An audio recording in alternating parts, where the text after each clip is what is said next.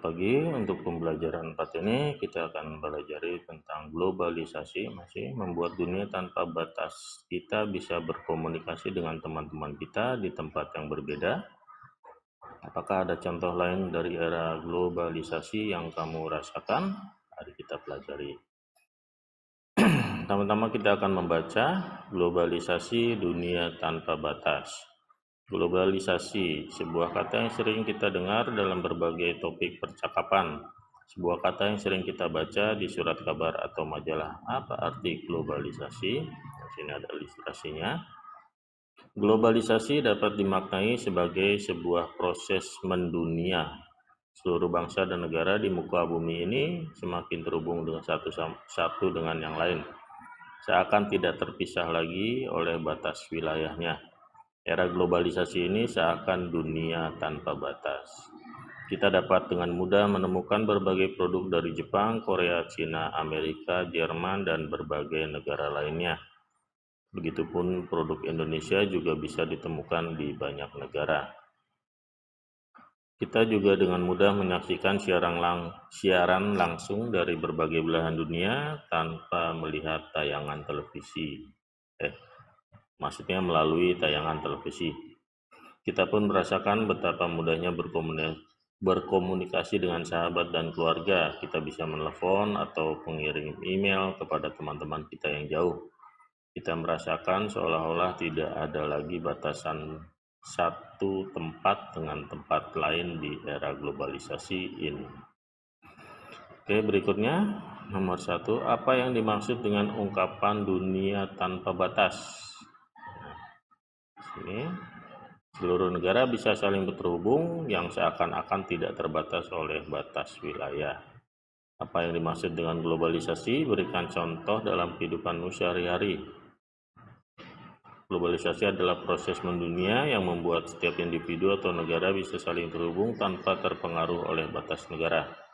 Contohnya barang impor seperti kendaraan bermotor dan HP, kita bisa mengobrol dengan orang lain yang berbeda daerah, menemui makanan dari negara lain, mengetahui berita dari luar negeri, dan bertatap muka secara virtual dengan orang di berbagai belahan dunia. 3. Apa pengaruh globalisasi yang kamu rasakan saat ini? Saya bisa memakai barang dari negara lain, berbincang-bincang atau berkomunikasi seseorang tanpa tatap muka, bisa mengonsumsi makanan dari negara lain, menonton film buatan luar negeri, bisa bertatap muka dengan orang yang berbeda wilayah, dan lain-lain. Nah, sekarang nomor 4, gambarkan secara visual bahwa globalisasi membuat dunia tanpa batas.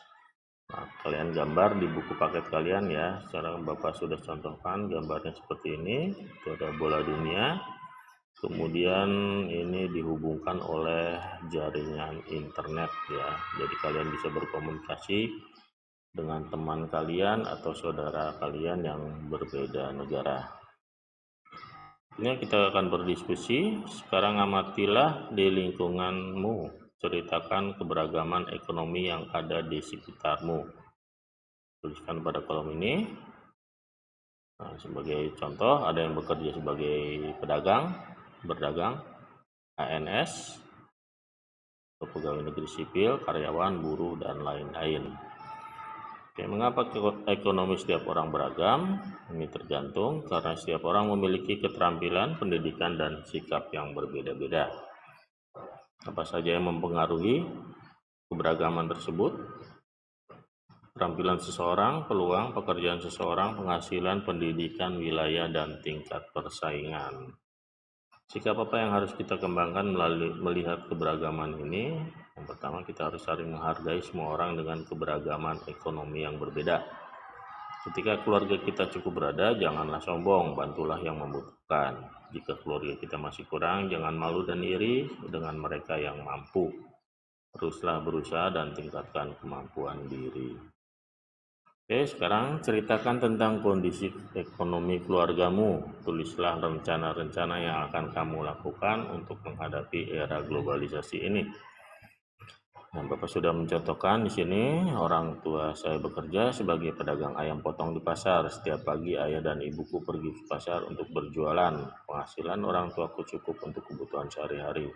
Rencana saya akan membantu orang tuaku untuk berdagang ayam potong secara online sehingga semakin banyak yang terjual.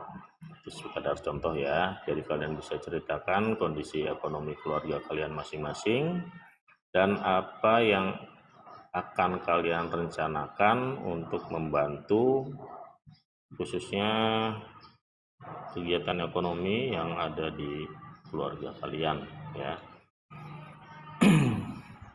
Baik, itu saja untuk materi hari ini. Semoga materi ini bermanfaat bagi kalian dan terima kasih. Selamat pagi.